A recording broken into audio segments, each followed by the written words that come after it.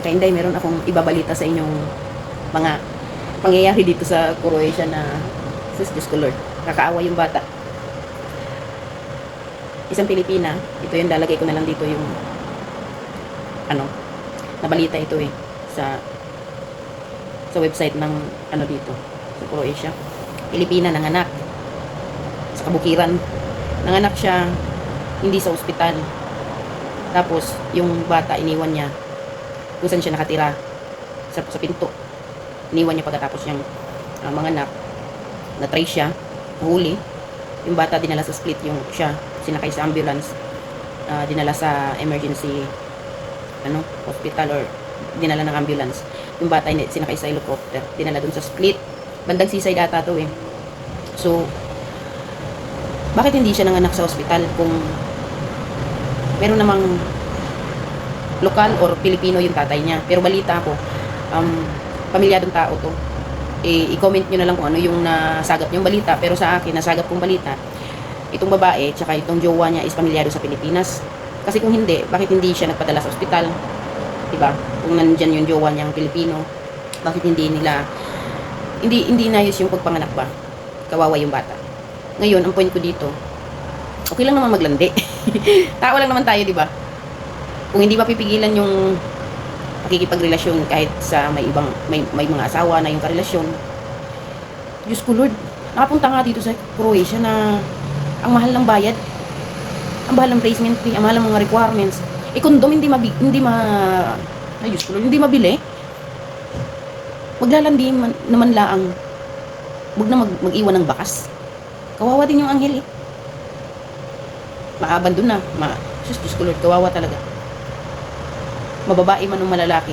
Kayong mga lalaki, kung alam nyo, may pamilya kayo at hindi mapigilan yung kalandian ninyo, please naman, kayo na mag-initiate ng proteksyon. Kung sa babae, contraceptive, pwede, libre naman ang ubigay ni dito Bayad naman insurance niya dyan. Ang bibilihin nyo na lang dyan kung wala yung extra insurance, yung pills ninyo.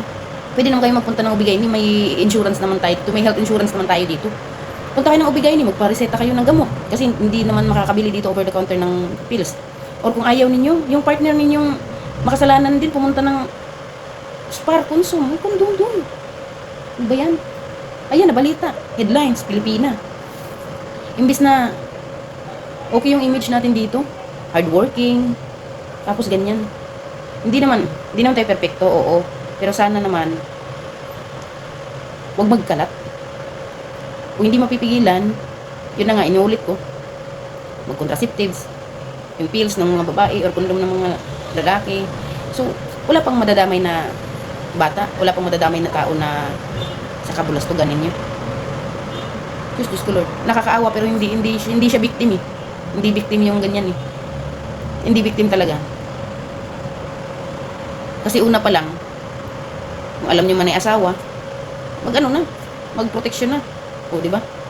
Hindi mo lang naisip kahirap-hirap magpunta dito sa Croatia tapos ganyan. Yung iba nga, pilit magpunta dito, hindi makapunta. Ayan, dito na, sinayang lang. Nadungisan pang pangalan ng ibang mga Pinoy. So, yan lang mga ka-inday, awareness lang sa lahat na mag-ingat. Kung makipagrelasyon man at hindi mapigilan sa may asawa, magproteksyon. Para walang madamay na anghel. Tsaka, kung maaari iwasan na. Kasi problema lang talaga yan.